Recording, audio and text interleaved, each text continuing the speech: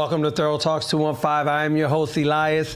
My co-host, Brown, is off today. He'll be back on the next episode. Ladies and gentlemen, I have a special guest. Let me read his profile. Danilo Bugos was elected to serve in his first term in Pennsylvania House of Representatives in November 2018, representing neighborhood North Philly, including Kensington, Hunter Park, Glenwood, and Feltonville. He is the first Dominican elected to serve in the Pennsylvania General Assembly.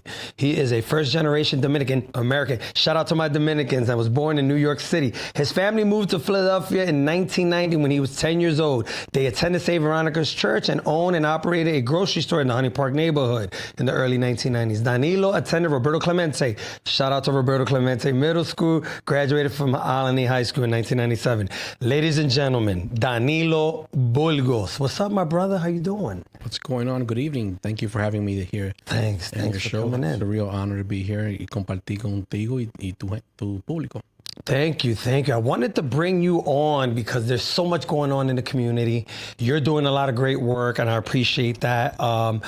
Sometimes we talk about bochinche, right? Or we talk about music, or we talk about what's going on that's not important. And I wanted to bring you on because you have a different perspective. And there's some questions that I have for you, and the public might want to know. But I want to continue reading this, and then we could continue. In 1998, he opened up his first grocery store in the North Philadelphia section, and the same year, along with several grocery store owners. He co-founded the Dominican Grocery Store Association of Philadelphia, DGAP, in partnership with the Eastern Pennsylvania Organization Project, EPOP, since 1999. The organization has grown more than 385 members. Let's talk about that. How did this start? How did you get into that association? What got you moving in that direction? So, out of every moment of darkness, something positive comes. My uncle was murdered in 1994, on February 10th, 1994, February 4th, 1994. And at that time, a lot of the community members didn't know how to speak English. They were just coming here for work and opening up businesses. And Philadelphia provided them an opportunity to buy their first homes for a lot of us. And by 1997, 98, there were about 5 murders of Dominican store owners. Oh, wow. At the time that had not been not unsolved, and the city wasn't, the authorities weren't communicating with the families. So we became part of was a faith-based initiative called the Eastern Pennsylvania Organizing Project, EPOP. And since then, because of that, we started the Philadelphia Dominican Grocers Association. Okay. And fast forward to today, 2 of the 5 murders have been solved. Okay. And you continue to move forward. But it was that unfortunate incident in my lifetime that got you going. That got me started into advocacy and getting involved and demanding justice for my uncle. Okay, I got you. And his daughters, my cousins, and 2 other business owners at the time, we got together and said, hey, we need to do something. We need to start organizing our community and getting together, working for a common good. Right. Not just for Dominican business owners, but for North Philadelphia. Right. Latino community, right? Black community. Because it's, growing up in North Philadelphia, it's like it's normal to be broke. It's normal to be poor. It's normal to be uneducated. Right. But it shouldn't be. And it's not.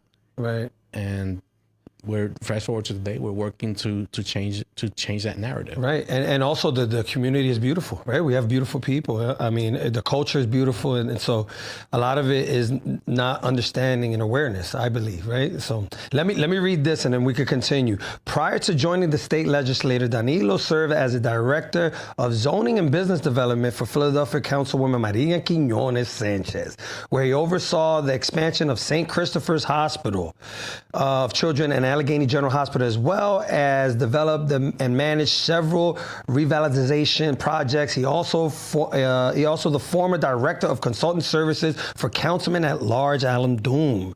Very, very, very impressive. Very impressive.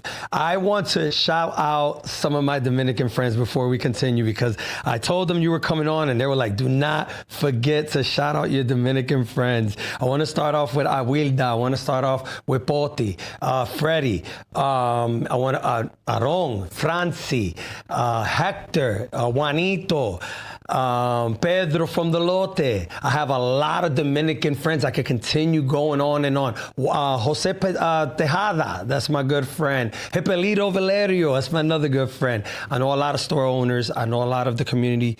Good people, great people. Thanks for tuning in. I brought this guy in so we can share and talk about a lot of discussions that I have in mind. The first question that I have for you is the Jobs Corps program. I'm not sure if you're aware that they're trying to make cuts, and I'm gonna read this to you, and then we can have a conversation about whether the city of Philadelphia has enough programs for the youth, and if they do, what are they, and so the young kids can get out the street and start working. Because I believe the youth should be working at a young age and studying. You should be busy. That's my mindset. You should always stay busy. The Jobs Corps program is a federal job training initiative for disadvantaged youth. It's facing potential jeopardy due to the budget cuts. Safety concerns and questions about its effectiveness and court order temporary blocks the Trump administration attempts to close it. Job Corps centers, but the program's future remains uncertain. Let me ask you this. Does Philadelphia have a program for the youth to go and find jobs, or especially now that school is out? What do we have in Philadelphia that the kids can go find out for? So right now we have one of the most robust programs in the country, thanks to Mayor Parker and her youth engagement, Shania Bennett. We have opportunities available for our youth. The program you're speaking about is a federal program. Right. I, as a state legislator, we won't see those cuts until next year. Okay. But right now, just the fact that there's plenty of studies and plenty of programs that have helped our city bring crime down, that are crime prevention, not enforcement.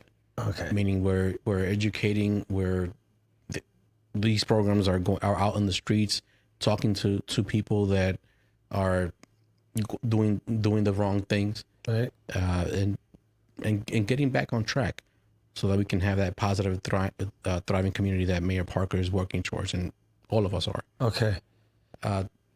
Those cuts, we don't know, right, because the president says one thing today and tomorrow says another thing.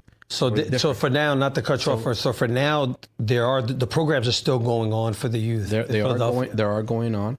And thanks to Governor Shapiro and House Democrats, we are committed to keeping those programs fully funded. Nice. Okay, that is a good that's a good decision. I really believe, because I remember growing up in the neighborhoods. I'm from the Hunting Park section of Philadelphia, and the advantages that I had growing up was that my parents drilled in me, you have to stay busy.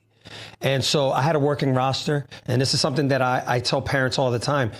If your kids are not playing sports or they're not heavy with the books, they should be working at a young age. This is what I believe. And I would leave school early. I would leave around 12:45, head to work, and I would work till 5:30, 6 o'clock. And believe it or not, man, that time period of going to work kind of saved me, because a lot of my friends at that time were getting in trouble. So I really believe that, kids having a job at a young age is a good thing. What say you? Absolutely. I agree. Books aren't for everyone. Right. Right. But we need to provide those avenues. And what our education has done, what has happened today, is that we don't give those options early enough. Okay. We give those options after high school. By then, we've lost a segment of our community, specifically Latinos and Black and African Americans. And they are the ones that, because we don't engage them, because we don't challenge their young minds, right, they are the ones out playing in these streets, in our streets. And I always like to say, when I'm talking about North Philadelphia specifically, is that I represent the hardest working community with the least opportunities. And it's difficult. It's difficult when a parent can't find a living wage job because of a number of different number of different issues. Right. But at a minimum, we need to make sure that our kids can read and write. Yeah. That our kids can do simple math. Yeah, the numbers are horrible, aren't they? That our kids can engage in a meaningful way, can be challenged in a meaningful way, so that they understand that they can grow, and the sky's the limit. Right. Right. Sometimes we don't have those opportunities. I got you. And these are self-inflicted wounds. Right. So, but let me ask you this. So, how does a kid that doesn't have that will to want to do that, and the parents, they're not around, right? They might be two-parent household. A lot of times two parents are working. How does a parent that doesn't have the understanding that I have to push my kid a little harder, how can they do that without the state getting involved and saying you're being too hard on them? Because if a child complains that their parents are too hard on them, wouldn't the state intervene in that situation? Well, if there's allegations of abuse, okay, there's Department of Human Services that gets involved. It's a matter of the parents asking. Also, we as parents can ask for help. Right. There are mechanisms that are there to help us navigate through difficult times with our kids. Right. So counseling is one thing, therapy. What options are out there for parents that have a hard time with their kids, and they might not realize their kid might have ADHD, or they might have some type of mental illness? Is there programs that they can go check in that are free? Because most poor people can't afford to send their kids to therapy. Is there anything out there? There are programs, and parents need to come into the child's school. Okay. And if they feel that school is not, their child is not being challenged enough, or there's certain things that they're being missed, that aren't being addressed, they need to speak up and come into the school and say, hey, what's going on with my child? Right. What are the programs that my child can be involved, can engage in, that will help them? So you're saying parents need to be more active, and they need to get on the ball when it comes to this, because a lot of times parents are lazy and they're not. I wouldn't say lazy. What would you call it? I would call it a product of today's economy. Because unfortunately today, just to break even, we have to have one or two jobs. Right. Right. Especially if we don't have a high school diploma. If a parent doesn't have a high school diploma, if a parent doesn't have any type of higher education, or doesn't have a specialty skill. Right. Like a union job, laborer's job, union job that will provide a livable wage. Right. And then we get into the weeds, and it gets a little bit difficult. But at a minimum, as a parent, what I do with my kids is always ask them, hey, what's going on? What's this? Why did you get this grade? Right. You're involved. What You're happened? involved. But parents need to be involved. Yeah, they should be involved. You have to be. I remember my parents were always involved. So yeah, that's good information. And I think that in the future, people that are watching this, we get a lot of viewers. And so this is a good message. I think that most parents that want to be friends with their kids and not really, put the hammer down. And I don't mean abuse, but, become strong with your children, and don't be scared to put them in their place sometimes. That's a good message. I want to switch subject because somebody asked me to bring this up, and I wanted to pick your brain on this. Recently, the food trucks were raided. I know you know about this on Erie Avenue, and I think G Street, G and Luzerne. A lot of the food trucks were raided, and it broke a lot of our hearts, especially me when I woke up in the morning and I saw that on the news, and I saw one of the ladies out there crying, and a lot of them were Latino. What was the reason because of that? Why were the food trucks raided? Can you dive into that? Explain a little what happened there? Well, I wouldn't say, let's back up. Since before 2020, well, I'll say this. When you obtain a food truck license, it specifically tells you cannot be open past a certain time. I believe at the time it was 12 o'clock. Okay. 12 o'clock. 12 o'clock. PM? Yes. PM. You couldn't stay past that time. Okay.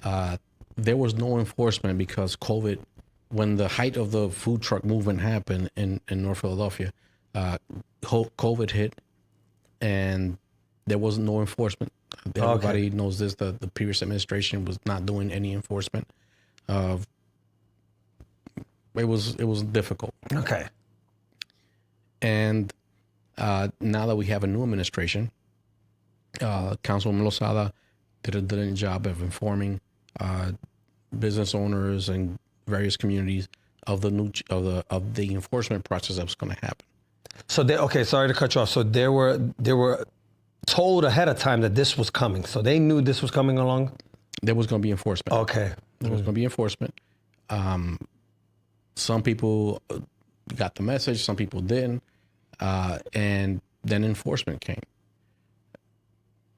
The enforcement, some people have taken it as an attack on a specific group. Right. It's unfortunate.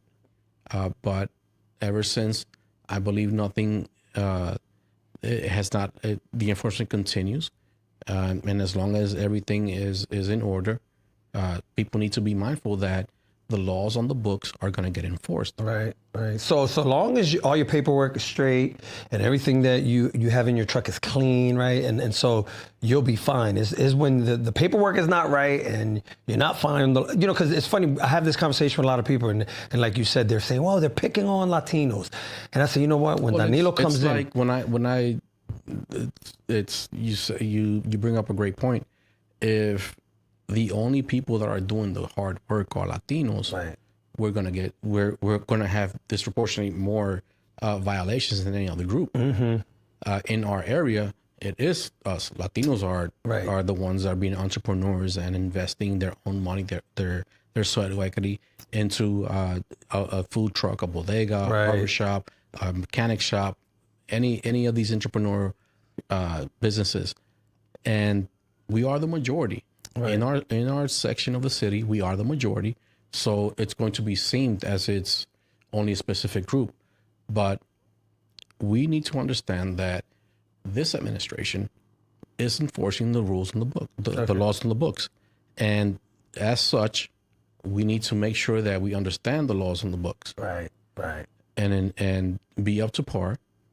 And now, if there is a section where certain things are being enforced more than other sections, then if you see an inequality of enforcement of the laws or the lack of, we need to speak up. Right. As community. All right, that's a great point. That's a valid point.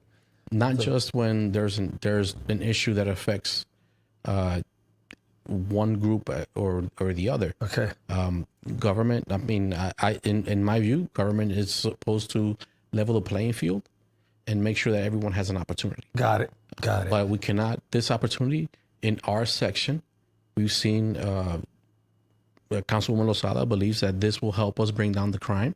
The new regulation, the new rules that have been placed that are in place will leave that, and they're shown because they did a small section of the district along Kensington Avenue. Okay. And crime did come down. Let me ask you, now that you brought up Kensington. And the new regulations aren't permanent. They they have a sunset of 2 years. And then at that time, the authorities will reevaluate the situation and business owners need to be more involved. Not just say that we are open and we are keep the community vibrant, which they are, but they need to be more involved civically. Yeah. It's funny, you brought up Kensington, and I wanted to ask you about Kensington because, from the outside looking in as a civilian, right, we drive by, we walk by, we're in the community. We feel pity sometimes, we get emotional. We might have family members that are out there. We know people that are struggling, they have an addiction. We all have that one. Several of us have that one family. Absolutely. So we can't forget about that. So the question that I have for you is, from us looking, from the outside, everybody always says, and we have this conversation, the city's not doing enough. And administration after administration, they blame the Democrats. They're not doing enough. It stays the same or it gets worse. What is it that we're not seeing? Because you have a bird eyes view. You're there. You're in the rooms. What is it? What's the blockage? What is it? Is it funding? Is it clashes of the Democrats, Republicans? What is it that we don't see, that we don't understand, that is so hard for Kensington to? I get it. In the perfect world, we want it to be right, and I know we just want to see it a little bit better than what it is. What can you talk about when it comes to Kensington? Well, part of what we're not seeing is the double morale. For far too long, community like ours, community like Kensington, have been allowed to be open drug markets. Okay. To be allowed to the black market do whatever it wants with it. Okay. What we do not see are other communities across Pennsylvania that make Kensington look like a Boy Scout. There's a Somerset County, there's a Fayette County, where not too long ago, 50% of all birth rates were opioid addicted. Wow. And the population, Oh, small. 97%. It's small, Yeah. small, but 97% were white. Wow. Are white. The population, And of that usually county, you don't hear about that. you don't hear about that. The pressure is always that communities of color are the problem. We're not the problem. Have funds been have programs have not been intentional enough? I believe so. Okay. And where I take my hat off to Councilwoman Lozada is that she is holding everybody accountable under the sun. Right. She is working. Yeah, I did see that. Not to cut you off. I saw she's that on the working news her where tail she off. snapped. She was going in. She's working her tail off to make sure that resources make it to our communities. Right. Because those residents that have lived in this community for forever, pretty much, Right. and live here, they deserve better. They deserve Absolutely. the city services, the state services that they are owned as that they are owed as taxpayers. Right. Right. It's a conversation that is tough. I just saw something on TikTok where the guy was explaining how big Philadelphia is, and people from outside of Philadelphia, they'll look at Kensington and think that the whole Philly's like that, and it's not. I mean, it's a small section in Philadelphia. You have a lot of beautiful neighborhoods, a lot of beautiful businesses. Shout out to the Dominican community. I see that the Dominican community is growing fast with business. Do you think that it's oversaturated with the barbershops and the hair salons and restaurants? Do you think it's oversaturated in the communities? We live in a free society, in a free market. And if people are able to provide for their families, they're going to do it. Right. And not just Dominicans, but any group. Right. And it's just not in Philadelphia. It's across Pennsylvania. Okay. Latinos have revitalized communities like Hazleton, communities like Fayette County, Fayette County, Charles-Luray. Okay. Charles-Luray, Fayette County has one of the largest Haitian communities, and that's all the way next to Pittsburgh. Okay. Erie, Pennsylvania, Latino community has, thanks to the Puerto Rican community, it's thriving. You have Sullins Grove, Pennsylvania, where they make one of those Chef Boyardee products. Oh, nice. Puerto Rican community thriving. York County, you have Hanover, Pennsylvania, where they make a lot of potato chips that we all eat. Right. Even though we shouldn't be eating thriving. potato chips, it's not good for you. Puerto Rican community, Dominican, Mexican thriving. Shout out to them. Adams County, Right. A Mexican community thriving. All across Pennsylvania. See, this is good news. That's why I brought him on. I hate to cut you off. I brought you on because I wanted to touch certain topics, but I also wanted to give flowers to the people that are thriving. Go ahead, continue. Helping Pennsylvania grow. Good. Philadelphia is the economic engine of the state of Pennsylvania. Okay. But to hide behind the fact that other counties that get to control how funding is going to come into our schools in Philadelphia, how funding is going to come in to help those communities that have issues of opioid addiction, people that have opioid addiction. That's the hard part that we don't see. Right. All you see is the rhetoric of Democrat against Republican, and right now the House Democrats have put forward the most ambitious plan to help people that are opioid addicted, and That's good. It's good to hear. We put the most aggressive plan, not just for Philadelphia, but for Pennsylvania. And the Republican controlled Senate continues to obstruct. Right now, they have the bill that can help SEPTA. SEPTA is not just Philadelphia. Right. SEPTA is the whole entire the eastern, right? Southeastern. Southeastern. Right. Pennsylvania transportation system. How many people? There's millions of people that use the SEPTA buses, right? It is regionally, absolutely. Right. Wow. And locally. Right. And But what they won't say is that for years, SETA was run by Republicans, was controlled by Republicans.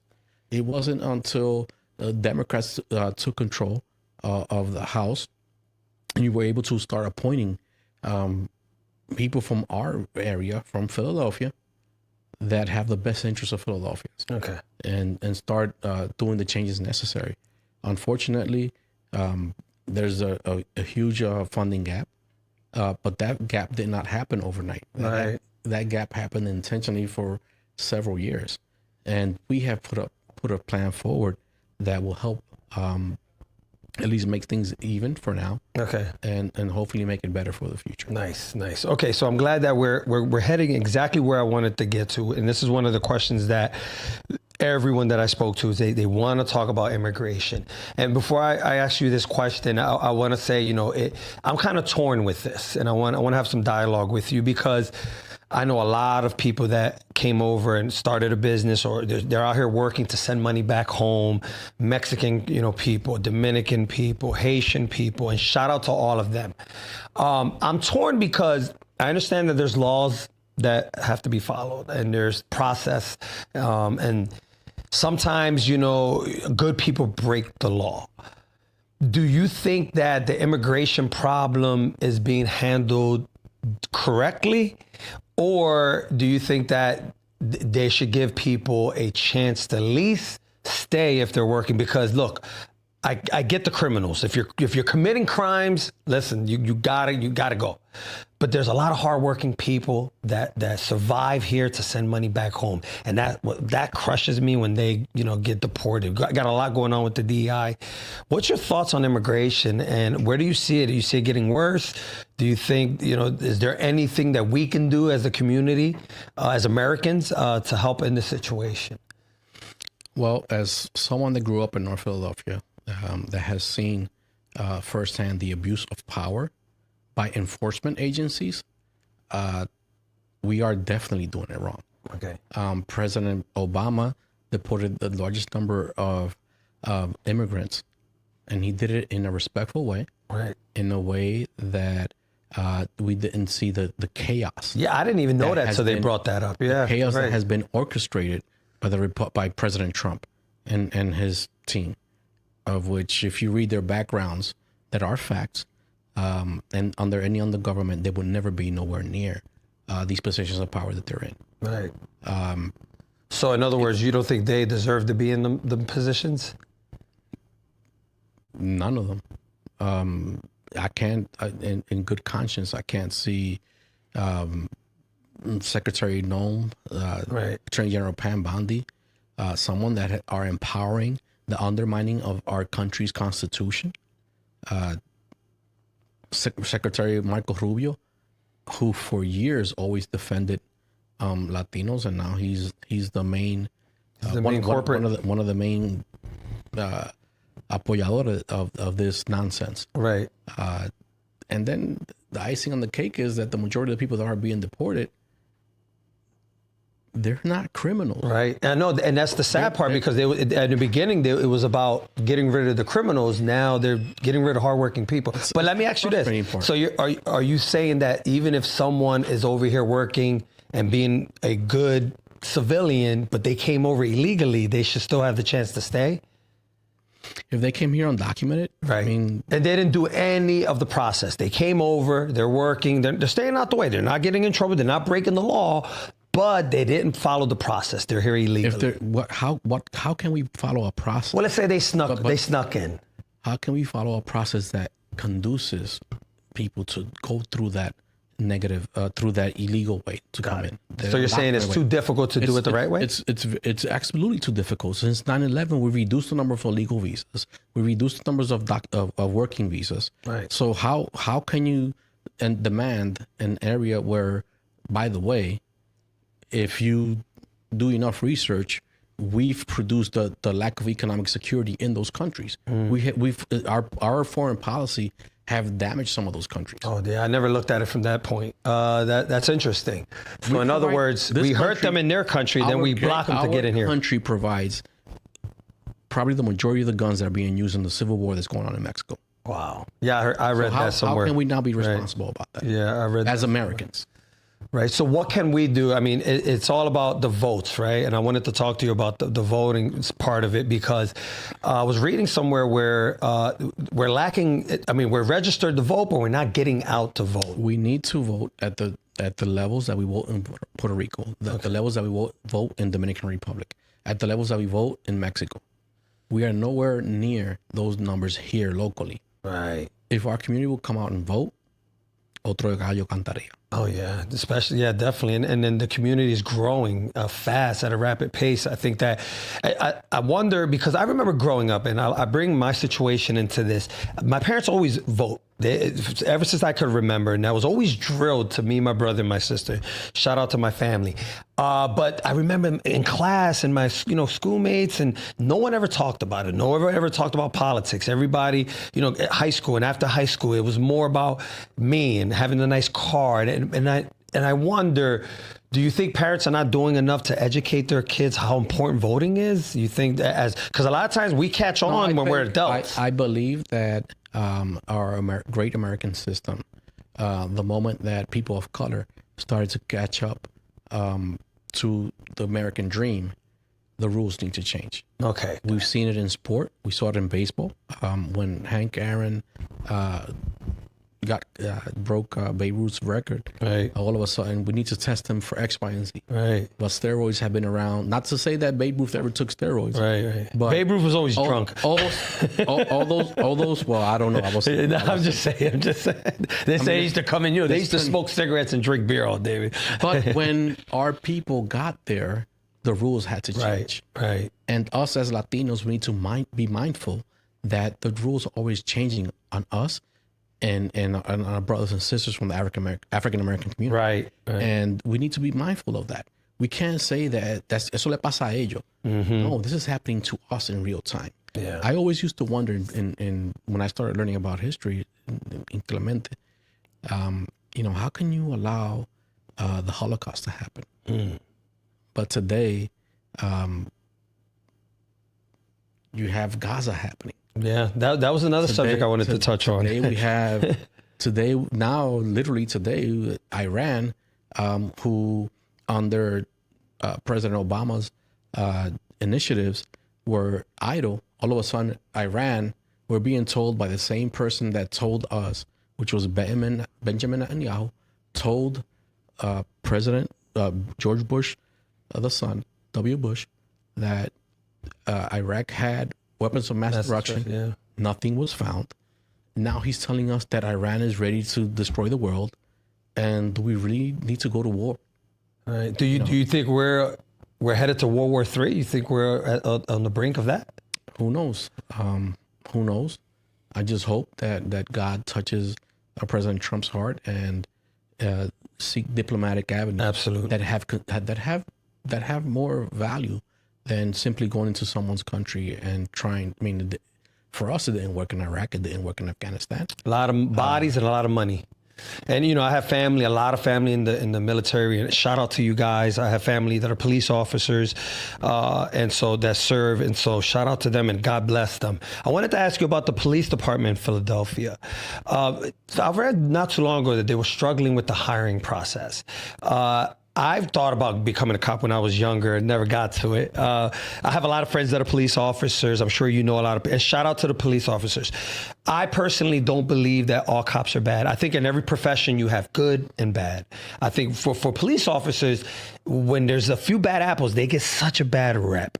What do you think the community could do better? Because I know there's a lot of things that they could do better, but what do you think that our people can do better when it comes to interacting with police officers? We need to start talking to our kids that it's okay to be a police officer. It's okay to go and apply to be a police officer and get ready to do so.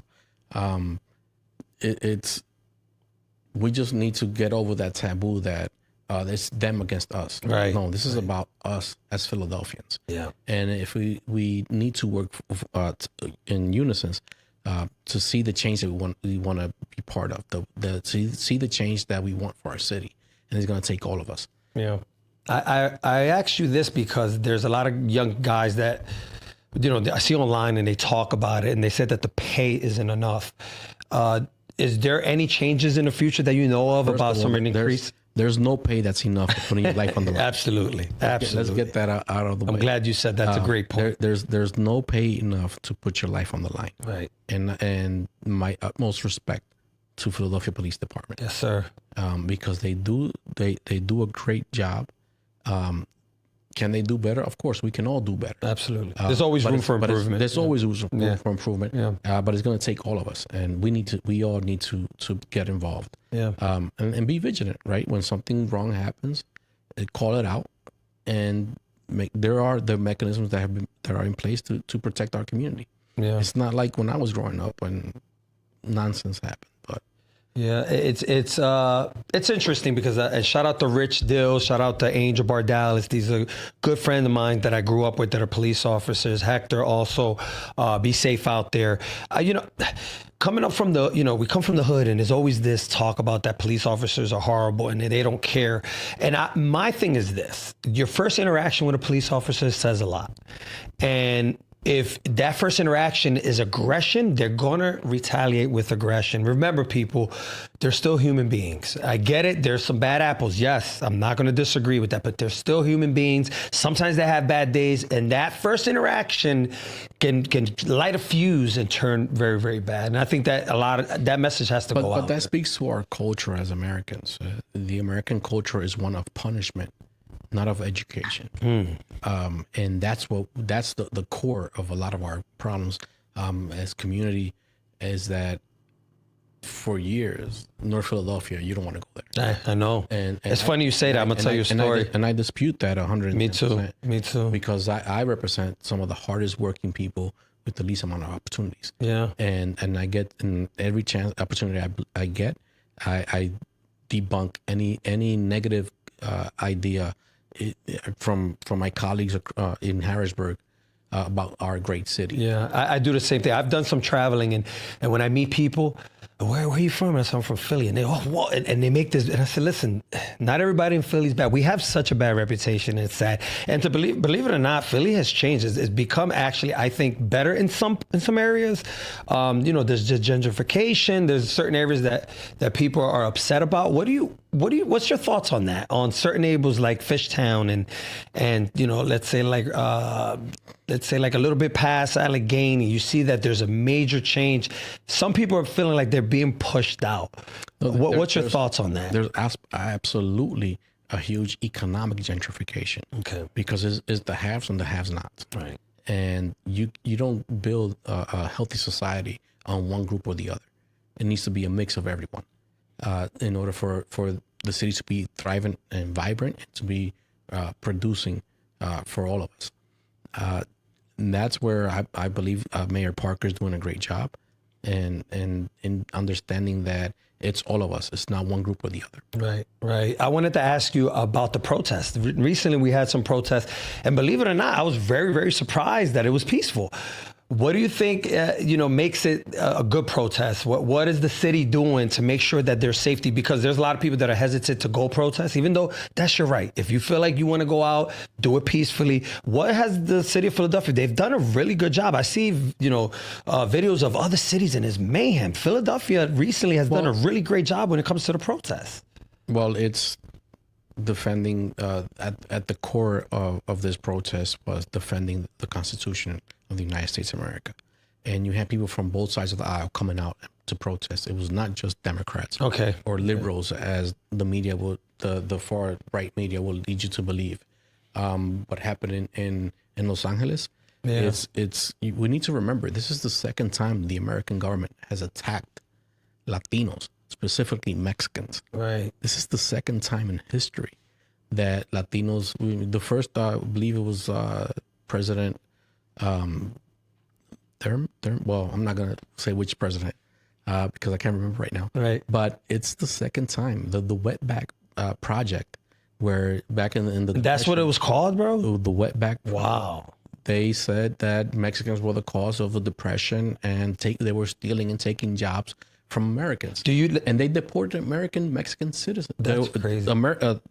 United States American citizens that were Mexican descent. They were deported at that time. And now they're not doing that because the level of information is at your fingertips. Right. But they would gladly do that at this time. I believe that. Do you think that it's population control? Because I've been reading about how in the next 20, 30 years, Latinos are going to dominate as far as population. It's control of the majority and minority not working together. It's control of Latinos. It's basically shaking up Latinos from not investing here in America anymore. Oh, from not it's an economic. But most immigrants do that, right? Indians and Chinese immigrants, they went a lot of people. That's what I'm. Thank you for bringing that point up, because that's what troubles me at night when I go to sleep. It's like, how can so many Latinos, how many of us can be okay with that when it's literally our communities being targeted? Right. It looks like there's no European immigrants. I haven't seen that are undocumented. I haven't seen it, but we know of them. Right. But there has been no efforts by the federal government to go and get that group. It's just us. Right. It's just us. The ones that have that less than a little bit over than 4 years ago. We were the essential workers that kept food on our tables, that worked through COVID in farms to make sure that we still had affordable foods in our tables, that worked in these meat processing plants, that work in the service industry. It's just us. And that's why I don't understand Latinos when they say, oh, I'll vote for Trump again. So how can we battle this? Outside of voting, protests, what other avenues can we take to counter this? We need to get ready to vote. Okay. So voting is the number one. Voting is the number one friend of those that are in need. Right. Because once we get numbers that reflect the American people, which, by the way, Latinos are the American people across this country. Absolutely. And by the way, Latinos in the West Coast are more conservative than on the East Coast. Really? Oh my goodness. Oh, interesting. We have to travel some of these. Yeah, it's funny. I went to California once. I've had the pleasure. Yeah. It's not just going to LA. You have to go Arizona, Nevada, right? Like in New Mexico, when the New Mexico House does the Pledge of Allegiance, they say it in Spanish. That just happened. Did you see the Dodgers game? It's always happened forever in New Mexico. Okay. The Dodgers game, God bless that young lady. And they scrutinized her a little bit. I thought they were going to give her a hell, but they didn't. But they didn't, because for the second time in history, the Mexican community is being attacked. Right. Latinos are being attacked. And who are we to say that someone that's here looking for a betterment of their family, for themselves, that's not America. That's the stuff they do in Russia. That's the stuff they do in North Korea. We don't do that in America. You go through the process, you get your due process, and you go to court, and the judge says yes or no, and then you get deported. Obama provided the template. President Trump decided to single us out as enemy of the state. But 4 years ago, his service industry was making money hand over fist. Wow. Him and his friends. So that's where we as a community, we need to wake up. Yeah. We need to see beyond the lines and say, you know what, that's wrong as humanity. That's human beings. Like it's totally wrong to snatch someone that's working, that person has done no crime. No crime at all. That's what hurts me, man. I see it all the time, and I know people that work hard and they're not bothering anybody. It's a sad situation. Let me ask you this: who do you think would be a good presidential candidate for the next next term? Well, I'm totally biased. Josh Shapiro. Shapiro, yeah, me too. Yeah, me too. Josh Shapiro, I believe he'll be the person that has a shot. That has not just has a shot, but has an understanding of what communities are. That has an understanding of what are the necessities of America today. Right. That has the understanding of what America will be 20 years from now. Okay. He's someone that doesn't just thinks about the moment like President Trump. He thinks about how will this affect us as Americans 20 years down the road. Got it. And that's how he's governed here in Pennsylvania, and that's how I believe he will govern as president, and that's why he is in 2028. That's my horse. There you go. Let's see what happens. All right, look, I want to have a little bit of fun. All right, we talked some politics. I want to ask you a question. You ready? Don't ask me my favorite restaurant. Nah, I'm not gonna answer. nah, but it's close. Who makes the better food? Puerto Ricans or Dominicans? I plead the fifth. How can you answer that? You know what? Somebody said he's not going to answer. I'm not going to answer that. Why should I answer that? I know you're not going to shoot yourself in your own foot, huh? Like, no, that's cool. Fair enough. Fair enough. I'm glad you didn't say which plate. I know, mofongo or what is it? Then you would have might have recorded me. It's too late now. It's too late now. Too late now. All right, on this show, we always talk about music. So we talk sports, we talk music. What are your 3 top albums all time?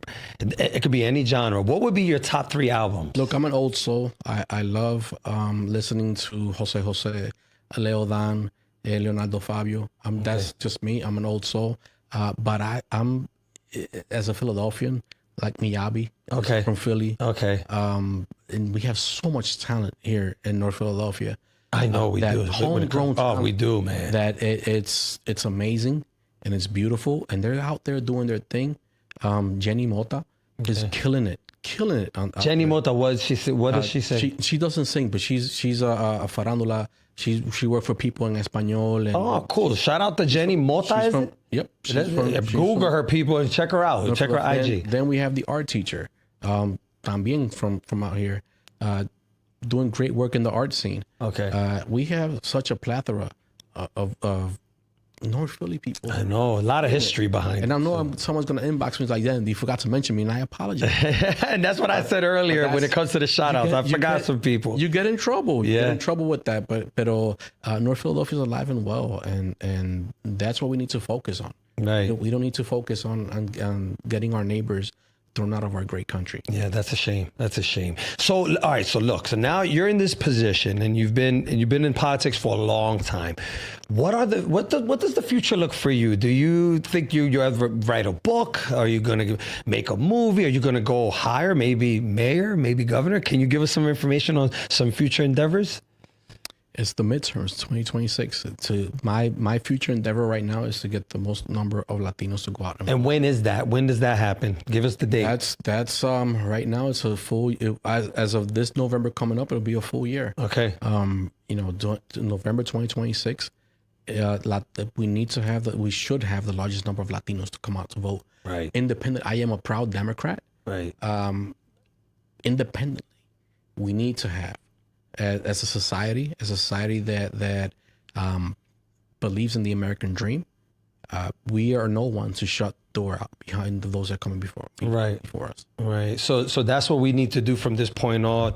We need to put the legwork in and get the Latinos out there. Get out to vote. Period. Right. Just get out to vote and vote your personal values. And let's continue to build. Let's continue to make this country the leader that it is. It is worldwide. Let me ask you this, because this was an issue that I wanted to bring up. There was always a stigma about the ID thing, and poor people can't. Yeah, there's always this argument: poor people can't get their IDs. Do you really believe that's true? Because I mean, how much? Maybe I'm a little ignorant to this, and I apologize. But is it that difficult for some people to get an ID to vote? It has been difficult in certain counties. And that's the problem, right? People are concerned about, okay, so how will the law be interpreted in certain counties? Right now, point in case, President Trump, he's interpreting the Constitution in a totally different way that it's written. Not that it's made up, not that someone's idea. He is literally changing the meaning of how the Constitution is written. No, but the question is like, so some people saying they can't get an ID. So I'm asking, is it that difficult for them? I believe that we should provide free IDs for Pennsylvania state residents. Yeah, because it's like I see a lot of people with Jordans and cell phones and all types of nice things, and in the back of my mind I say, well, you can't get an ID, but you have all these other items. Like it's odd to me. But we can't. The past is not really that far from us. The voting tax, all these regulations that were there in the past, so that a certain group, specifically at the time African Americans, wouldn't vote in their respective towns, and people are still believing that some of these potential laws, proposals for these laws will bring some of that back. Okay. And if you take the time and read some of those proposals, it can absolutely happen. I'm saying is, okay, if we're going to do voter ID, okay, so, how are we going to make it accessible for Pennsylvania residents to obtain one? As citizens, Right. For Pennsylvania citizens that are residents, how are we making it accessible for them to obtain one? Okay. Because the cost to the state, it's not that. Is it a law that you have to have an ID at a certain age? I'm asking because I don't know. There are laws that you need an ID, a driver's license to drive, to buy alcohol, right? to buy alcohol, Cigarettes.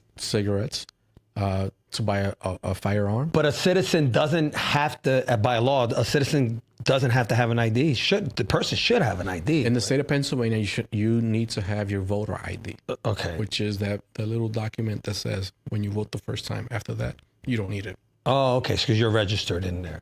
All right, interesting. That was one of the questions because people always bring that up to me, and I say, "Well, how difficult is it to get an ID?" I think you should be responsible enough to get an ID. And it's also one of the things that confuse us as communities because in Puerto Rico, you can't vote if you don't have an ID. Okay, voter ID, right? Right. In Dominican Republic, if you don't have your cedula, you can't vote. Okay. So it's different backgrounds and different perspectives, and that's where we, as legislators, it's our part of our work to make it easier, not make it accessible for our communities. Got it. And make it, and most importantly, welcoming, so that those that are American citizens, they can exercise their right to vote. Right. In our country, in the past, it has been it was difficult to vote.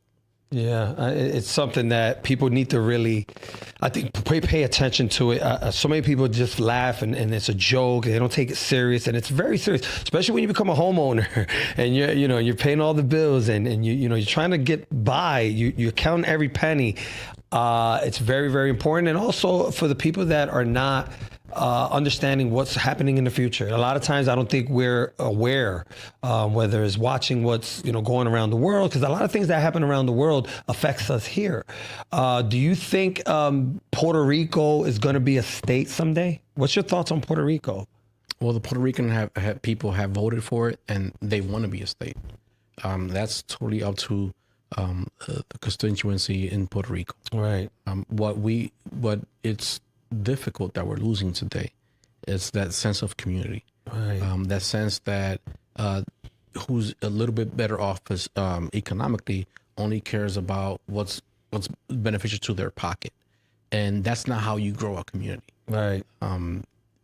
I believe that we should be mindful of one another, have empathy, and work toward better and true common goal for all of us. So let me ask you this. You think that the family structure has been broken, right? You see a lot of young kids that say they don't want to get married. They don't want to make children. The numbers are down. Divorce rates are up. Do you think our community is falling apart because the family is not what it used to be? Because I remember when I was young, people were getting married at 22, 23. I think you don't see that anymore. We don't value that higher being. We don't value God as we should. And that's something that we need to come back to as a community and as individuals. I pray every night. I pray every morning. And every opportunity I can, I go back to church. There you go. I need to do the same thing. And it's something that has stood the test of time. And when we truly follow the word, all of us thrive. Amen. And with that said, I think that is a wrap there, people. This was a good show. Did you enjoy yourself?